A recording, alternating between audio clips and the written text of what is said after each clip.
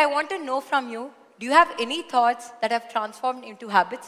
And if you do, how is it useful in your life? మనం అందరం కూడా తెలిసి కానీ తెలియకుండా కానీ కొన్ని లీడర్షిప్ క్వాలిటీస్ బిల్డప్ చేసుకుంటాం. ఇప్పుడే చిరంజీవి గారు చెప్పారు,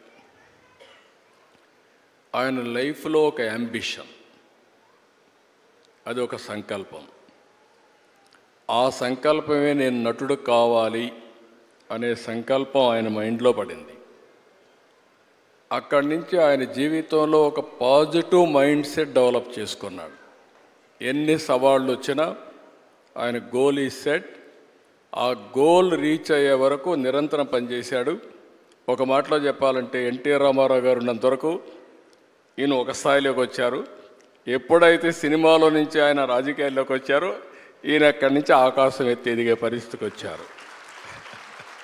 అంటే దానికి కారణం ఏంటంటే, ఒక మహానటుడు ఉన్నాడు, అప్పుడే నటుడుగా ఉన్నాడు. ఎన్టీఆర్ రామారావు గారు లేనప్పుడు చిరంజీవి గారి ఎవరి హీరోగా మహానటుడుగా తయారయ్యారంటే అది ఒక అవకాశం.